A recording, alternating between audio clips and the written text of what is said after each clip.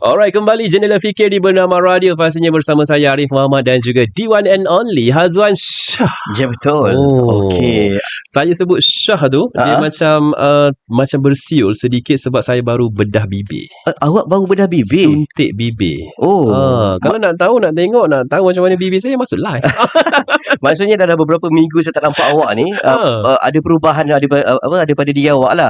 Ini maksudnya kalau yang masuk live ni bukan tengok tu sekadar filter, tapi itu adalah kenyataannya. Tapi awak kena faham, bukan untuk saya nampak handsome dan juga cantik, tapi untuk kesihatan bibir. Kita bagi kesimpulan kepada topik kita terus. Okey, kenapa kami bawakan topik ini kepada anda? Kerana topik kita pada hari ini berkenaan dengan estetik, rawatan kesihatan atau jualan kecantikan. Kita bawakan siapa, Hazwan? Okey, kita bawakan pagi ini seorang konsultan plastik reconstructive and aesthetic surgery dari Glorious Plastic Surgery Specialist Clinic, iaitu Dr. Siti Muyassarah Rusli. Assalamualaikum, Doktor. Waalaikumsalam. Selamat pagi, Doktor. Cantiknya doktor kita. Itulah dia. Tak tertanya. Tadi mata kita tak ada filter kan. Okey, baik. Doktor ini merupakan konsultan plastik reconstructive and aesthetic Glorious Plastic Surgery Specialist Clinic. Dan doktor, awal-awal sebelum kita masuk kepada soalan-soalan yang lebih lanjut berkenaan dengan rawatan estetik, kita nak faham dulu apa maksud rawatan estetik sebenarnya. Okey, estetik, kita sedia maklum, the word estetik tu membawa maksud kepada kecantikan. Kita nak rumah kita estetik, kita nak gaya kita estetik. Sekarang kan trend-trend Gen Z yang semua benda nak estetik. Tapi dari segi perubatan, kita ada satu niche kita panggil perubatan estetik ataupun estetik surgery. So apa maksud estetik? Macam dia punya cantik, ia adalah membawa satu condition ataupun memberikan satu rawatan daripada normal kepada lebih cantik. Dia ada berbeza dalam plastik surgery. Dia ada rekonstruktif dan juga ada estetik.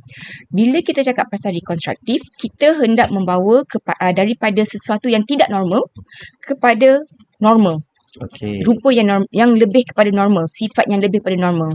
Tetapi berlainan dengan estetik. Ia adalah satu rawatan yang mana kita hendak menjadikan sesuatu yang sudah normal kepada supra-normal, yang lebih cantik dari segi mata pandangan kita lah, dan juga penerimaan secara sosial.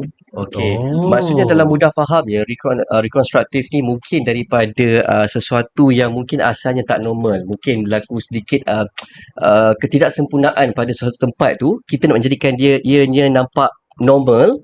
Dan juga kalau yang estetik ni dia dah normal tapi dia nak cantikkan lagi yang normal tu. Pastinya sifat semua dah cukup, function semua dah cukup, tapi kita nak lebih cantik dari segi mata dan perwatakan, penampakan kita. Keterampilan. Maksudnya contoh kalau bibir, mungkinlah bibir tu tak normal kan, sedikit sempit dan sebagainya, kita bedah ataupun kita buat kepada normal, dia panggil rekonstruktif. Tapi kalau bibir tu dah cantik tapi nak munggilkan lagi, dia panggil estetik. Betul, Doktor? Betul. Okey, saya lulus exam.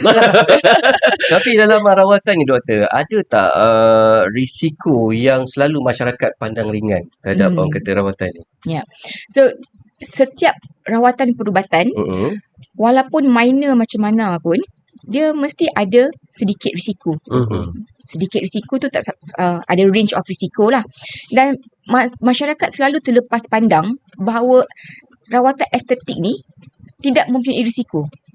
Walhal sekecil-kecil risikonya pun, ia boleh membawa kepada satu risiko kematian.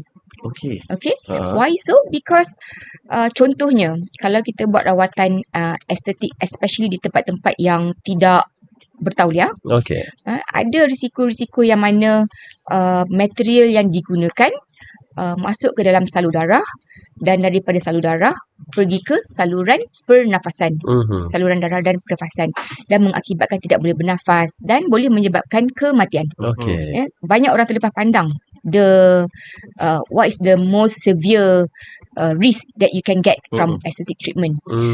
Kalau risiko-risikonya lain, risiko ringan, dia risiko pendarahan, risiko membawa kepada ketulan, asimetri dan sebagainya. Itu adalah lebih kepada risiko-risiko yang tidak beratlah seperti mana saya cakapkan tadi. Tapi ada satu risiko yang orang selalu juga terlepas pandang, lebih-lebih lagi kalau dia buat rawatan estetik di bahagian muka. Okey. Iaitu risiko untuk buta. Okey. So itu adalah satu risiko yang kita kata orang selalu terlepas pandang, yang mana ialah satu risiko yang berat. Okey. Tidak jadi secara kerap tetapi boleh terjadi. Okey, baik. Terima kasih doktor kerana menyebut soal ada sesetengah tu yang mana buat pembedahan dan sebagainya tetapi dengan cara mudah dan akhirnya membawa kepada risiko nyawa kita. Nyawa kita boleh melayang, nyawa kita boleh hilang. Tak sempat cantik, tak sembuh lagi dah mati dah. Contoh macam tu lah. Cuma bila kita bercakap soal Glowjust Clinic ni, macam mana doktor? Selamat ke tak selamat ke? Diperakui ke tidak sebenarnya? Okey. I tak akan cakap pasal klinik saya macam promote pula kan. Tapi I akan cakap dari segi klinik. Untuk mengetahui sama ada tempat itu selamat atau tidak. Bila kita bercakap pasal selamat, maksudnya kita nak tempat yang berlesen. So apa maksud berlesen dari segi konteks Malaysia?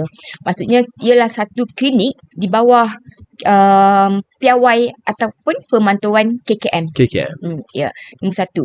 Nombor dua, apa lagi yang kita kena pastikan ialah doktor. Doktor itu mestilah seorang yang berlesen, kita panggil LCP, Licensing, Credentialing and Privileging, untuk melakukan rawatan estetik. Nombor tiga, apakah prosedur yang dilakukan? Prosedur itu adalah mesti daripada jenis-jenis prosedur yang diiktiraf. Saya bagi contoh. Kalau klinik kita ada macam-macam klinik. Klinik perubatan, klinik pembedahan, klinik kecantikan estetik. Jadi tak semua klinik boleh memberi servis seperti klinik estetik. Dia ada lesen yang sepatutnya, khusus saja, yang khusus untuk estetik. Nombor dua, doktor. Tak semua doktor boleh memberi rawatan estetik. Dia ada doktor yang ada special lesen untuk memberi rawatan estetik. Bukan doktor perubatan. Dalam LCP sendiri pun dia ada 3 level doktor. LCP 1, LCP 2, LCP 3. Dan tahap-tahap 1, 2, 3 ni adalah berdasarkan berapa invasiveness sesuatu rawatan itu. Contohnya LCP 1 ialah yang lapisan yang tak berapa invasif lah, minimal invasif. Ini adalah selalunya daripada doktor-doktor berlesen estetik yang sudah menjalani latihan dan juga sudah lulus peperiksaan. LCP kedua kebanyakannya daripada pakar. Pakar dermatologi lah selalunya kalau core dia. Ini adalah pegawai perubatan, pakar perubatan yang telah menjalani kita kata master specialty dalam bidang dermatologis dan juga telah menjalani special training dalam estetik dan mendapatkan lesen LCP 2 ni. Dan LCP yang ketiga ialah invasiveness yang paling dalam, iaitu LCP 3 untuk pakar bedah plastik. Mereka adalah pakar bedah yang telah menjalani specialty pakar bedah plastik dan juga telah menjalani training untuk mendapatkan lesen estetik ni. Okey, maksudnya ada 3 peringkat yang berbeza untuk LCP masing-masing lah kan. Dan the third one tu second prosedur kan. So ada prosedur yang diakui sebagai sah dari segi perubatan.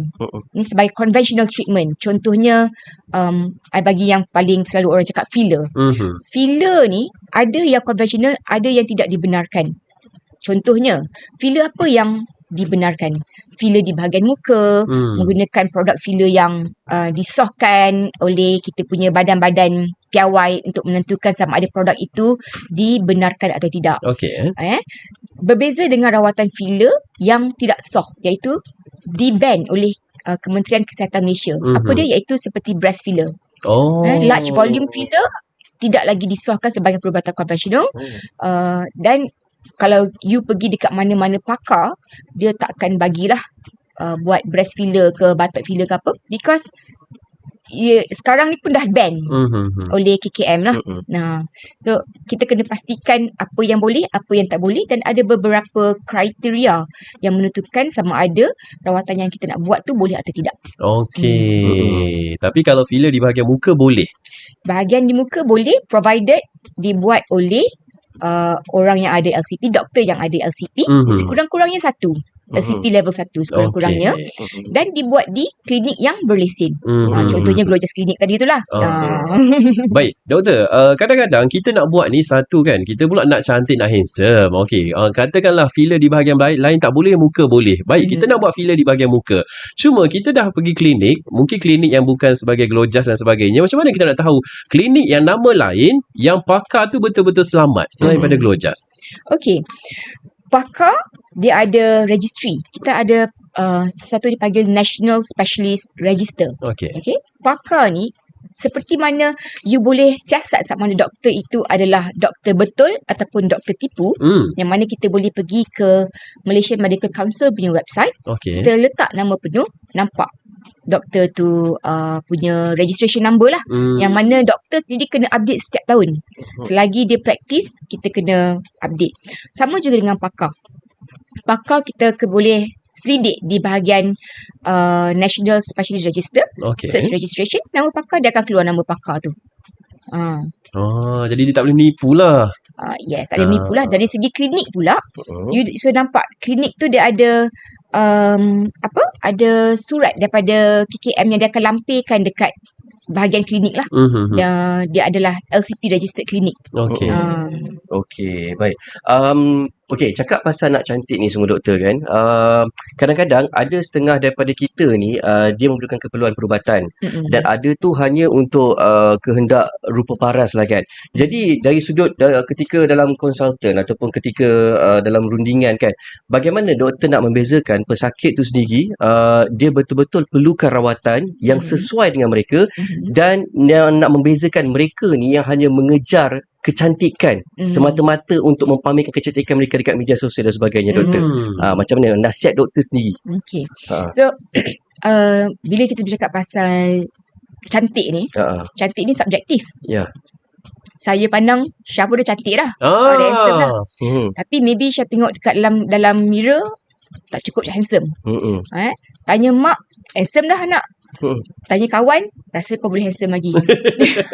Benda ni subjektif. Jadi apa yang kita pastikan sama ada kita nak proceed atau tidak ialah adakah dia punya komplain ataupun dia punya concern melebihi daripada apa yang tertera dekat wajah dia sekarang. Kita tengok cantik dah, elok, hidung pun dah elok, bibir pun dah munggil, dah pernah buat sekali, tapi nak munggil lagi. Itu adalah salah satu kata red flag sikit lah. Sebab kita tak nak bila kita beri rawatan, pesakit tidak puas hati dan tak apa lagi yang kita nak buat yang untuk memuaskan hati pesakit. Itu adalah vanity. So lebih baik, kalau saya lah, lebih baik kita nasihatkan untuk tidak buat, kerana kita nak lepas rawatan kita happy, bukan lepas rawatan kita tak happy. Sebab pasal saya cakap tadi, setiap rawatan ada risiko. Ada risiko. Jadi bila kita tengok adakah risiko dia lebih memudaratkan daripada membawa kebaikan, lebih baik tidak buat. Maksudnya doktor, ada juga yang setengah yang datang dan mungkin doktor dengan cara baiknya memberi cadangan bahawa tak perlu dilakukan rawatan ataupun penambahbaikan ke, macam mana doktor? Maksudnya ada yang di reject ke ataupun Yes. Betul. It is okay to say no, dan mereka selalunya akan pergi ke beberapa pakar lain untuk mendapatkan. It's okay to get second consultation, third consultation, sampai you rasa boleh nak buat, ataupun ada pakar yang dirasa inline dengan you punya goal. Sebab kita manusia dilahirkan berbeza. Tetapi apa yang kita tak nak ialah dah pergi ke beberapa pakar, semua pun macam beri nasihat yang sama, dan mereka akan pergi kepada yang bukan pakar ataupun mereka yang mengaku pakar. Dan bila dia pergi ke mereka yang mengaku pakar ni, ataupun bukan doktor sekalipun, that's where the jualan kecantikan starts, because it's all about sales. Dia bukan satu rawatan perubatan. Dia adalah satu business, satu komoditi yang mana kita feed on people's insecurity. Okey, ada juga yang acah-acah pakar ni yang nak tanggung risiko untuk buat. Jadi kita ni pun pergilah sebab nak sangat buat. Walaupun dia nasihat jangan buat. Baik, satu juga buat ke tak buat untuk kecantikan ini juga bersoal tentang harga, doktor. Ada yang kata kita tak sepatutnya pilih rawatan berdasarkan harga sahaja. Ada yang kata tak apa, saya sanggup bayar juta-juta, ribu-ribu asalkan cantik dan handsome. Jadi macam mana doktor nasihat antara harga dengan rawatan estetik ini untuk kesihatan? Okey. Harga ni ialah satu faktor, tetapi ia adalah bukan faktor nombor satu. Faktor nombor satu tetap kesihatan dan keselamatan. Okay, you cannot beat that. Bila kita cakap pasal harga, bila harga murah dari segi konteks kesihatan, murah selalunya kita terpaksa cut cost. Bila kita cut cost, kita kena ambil shortcut. Ya, contohnya untuk dapatkan harga filler murah, kita tak boleh guna filler yang dijual dengan harga yang standard distributor. Jadi tempat-tempat yang shady dia akan ambil filler yang daripada Shopee, black market. Yes, black market filler. And this filler kita tak tahu apa actually. Is it really a filler? That's why kita dapat filler dari jenis minyak, minyak masak, minyak paraffin, silikon. Kita kena filler. Tapi filler ni tak lepas lah pihak awal sebab dia mendatangkan mudarat kan. So itu adalah sebab harga. Sebab itu kita boleh nampak di banyak di social media kan, banyak betul iklan promo-promo macam tu kan, promo yang tak masuk akal. Tak masuk akal sebab ada benda shortcut, benda murah. Benda murah. Healthcare inflation is something yang kita kena akui. Makin tahun makin mahal kan. Jadi macam mana kita nak buat rawatan tu murah? Mesti kita kena ada shortcut. Dan shortcut tu selalunya benda yang tak baik lah. Okey, dan dia ada risiko dia sendiri lah kan, yang perlu ditanggung. Cuma doktor, ada tak dalam sepanjang pengalaman doktor sebagai seorang konsultan bidang plastik, rekonstruktif dan juga estetik ni, berdepan dengan satu pengalaman yang mana bila dia dah buat satu pembedahan estetik dan sebagainya, dia akan jadi nak buat lagi. Dia akan datang balik untuk buat lagi, buat lagi dan buat lagi. Ketagih pula. Ada tak pengalaman doktor sendiri? Pernah. Itu yang saya kata tadi. Bila kita ada pesakit yang macam tu, kita akan berikan nasihat yang sepatutnya. Maksudnya, kita macam awak cakap tadi, kita kata lebih elok tak payah buat daripada buat, kerana rawatan ni datang dengan risiko dia tersendiri. Jadi kita bila dah tengok benda tu akan membawa lebih mudarat, yelah, vanity is mudarat lah. Bagi saya, soul vanity ialah satu bentuk mudarat. Jadi lebih baik tak buat. Lebih baik tak buat Yes. Lebih baik tak buat. Cukuplah sekali dua kali lah. Yes. Okey. Baik. Cakap juga soal rawatan estetik yang membawa kepada kesihatan ini. Ya, kita tahu kalau biasanya filler kita dengar. Estetik juga adalah berkenaan dengan rawatan pemindahan rambut. Estetik juga berkaitan dengan rawatan keguguran rambut, pembedahan plastik, rawatan kulit dan juga estetik. Cuma selain pada bentuk ataupun rupa paras muka ini, adakah rawatan dan juga doktor bagi rawatan kepada yang mungkin sedikit berisi nak kurus? Itu soalan peribadi tu. Soalan peribadi. Dekat dalam plastik surgery ada satu jenis rawatan yang kita panggil body contouring. Pengkonturan badan. Yang mana kita akan target certain area, tak kisahlah daripada muka, leher, bahagian chest, bahagian body, untuk slimkan, untuk bentukkan dia. So rawatan ini dipanggil body contouring, yang mana dia ada boleh jadi pembuangan kulit gelebih, ataupun sedut lemak. Itu antara dia lah. Okey. Baik. Adakah boleh, sebab kalau kita dengar sebelum ini mungkin daripada mungkin yang berisi nak kurus dia, ataupun mereka pilih bariatrik. Tetapi nak potong-potong perut ni takut pula nanti takut jadi gemuk balik ataupun takut ada jangkitan lain. Tapi boleh ke kita tukar buat bariatrik tetapi kita dapatkan rawatan yang lebih selamat dengan doktor? Okey. Dia bukan isu pasal rawatan lebih selamat. Okey, bila kita nak pilih antara bariatrik bariatrik ataupun rawatan perkonturan badan. Okey. Dia isu apa goal kita. Ia dua rawatan yang berbeza sebenarnya. Rawatan bariatrik ialah rawatan obesity. Obesity. Ya, untuk kita lebih kepada kesihatan lah bagi saya cakap.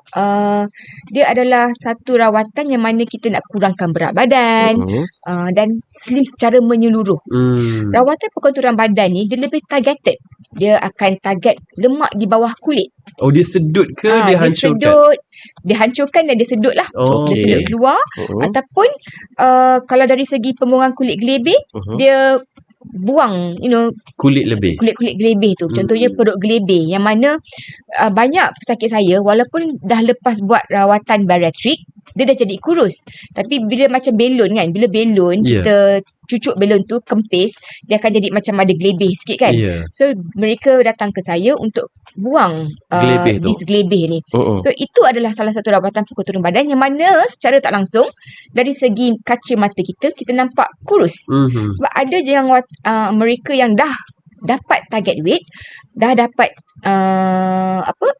berat yang sepatutnya, tetapi daripada luar tak nampak kurus kerana mereka masih banyak disgelebih. Jadi itu beza dia. Satu rawatan obesity dan dia akan target lemak di dalam organ secara keseluruhan, target weight. Satu lagi perkonturan badan ialah target secara spesifik. You tak suka bahagian mana? You tak suka lengan besar, you tak selesa kita bahagian buat lengan. perut. You tak selesa bahagian lengan. Dia kita panggil yang lengan kelawar, back wing kita panggil. Kan kita nak mengganggu kita untuk buat kerja semua. Jadi kita target bahagian tu, kita buang bahagian tu, sama ada sedut lemak ataupun kita potong dan kita jahit secara kosmetik lah. Untuk memberikan keselesaan juga, dan kecantikan tu usually bonus lah. That comes with it. Okey. Sebagai seorang yang tak pernah setakat ni lah, belum lagi pernah pergi ke mana-mana klinik estetik doktor. Kebiasaannya selepas rawatan dibuat atau pembedahan dibuatkan, berapa lama tempoh masa untuk kita recover ataupun selepas tu juga kita dah boleh buat macam biasa? Dia recovery ni bergantung kepada operation, bergantung kepada individu, bergantung kepada apa pekerjaan individu. Apa maksud recovery? Recovery untuk rehat, recovery untuk seorang suri rumah lain, recovery untuk seorang yang agresif, yang atlet. Lain lah. Sebab dalam standard lah, usually untuk luka baik tu dalam 2 minggu. Lepas tu antara 2 minggu hingga 4 minggu tu kita bagilah ringan, kerja-kerja ringan, aktiviti ringan, dan selalunya antara 6 minggu hingga 8 minggu dia boleh balik kepada exercise.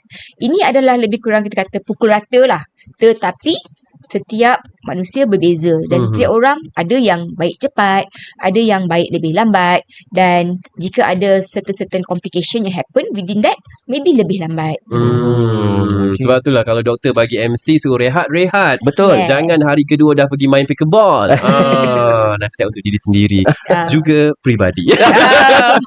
Okey, satu doktor, sebelum kita berpisah, yang mana kita nak bagi kefahaman kepada pendengar kita, sebenarnya masyarakat ini rawatan estetik bukan adalah rawatan ataupun prosedur kesihatan untuk perubatan, bukan untuk kecantikan semata-mata. Dan yang penting juga untuk dapatkan pakar yang tepat, doktor. Yes, itu saya setuju.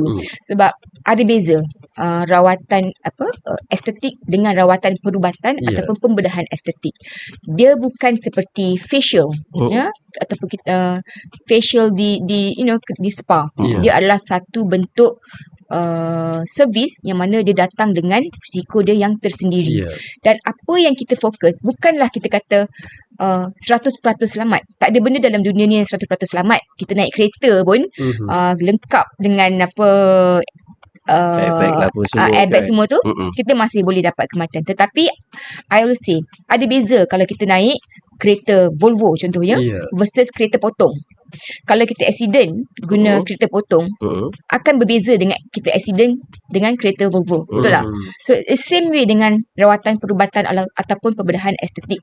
Kita nak rawatan kita ataupun pembedahan kita dilakukan dalam konteks yang paling selamat, paling risiko rendah. Itu goal dia. Dan jika ada apa-apa terjadi, kita ada fasiliti dan juga pegawai dan pakar perubatan yang standby. Contohnya, jika kita buat rawatan pembedahan, kita masuk BIUS. Kita of course kita nak ada rawatan daripada doktor BIUS. Ya. Pakar BIUS yang beri kita BIUS. Nombor 2, jika na'udzubillah kita kena heart attack masa tu, kita nak ada doktor kardiologis, doktor pakar jantung yang akan attend kita masa tu juga untuk rawat kita. Because benda-benda ni boleh terjadi. Jadi kita nak ada backup.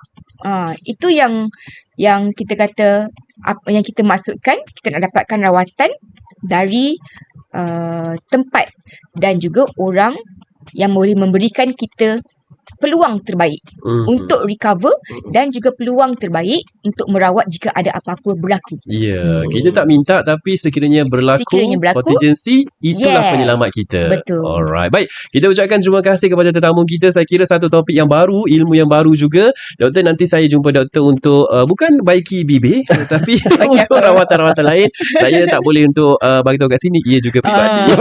Semua bersifat peribadi. Terima kasih Dr. Siti Muyassarah Rusli, Consultant Plastic Reconstructive and Aesthetic, Gorgeous Plastic Surgery Specialist Clinic. Untuk kupasan topik kita hari ini, estetik rawatan kesihatan atau jualan kecantikan. Ia bukan kecantikan semata-mata kerana ia juga adalah prosedur perubatan. Baik, betul. Terima kasih doktor 100%. Sekali lagi. Okey, kepada anda terus bersama kami. Ini adalah Bernama Radio. Untuk anda. Jendela Fikir di Bernama Radio.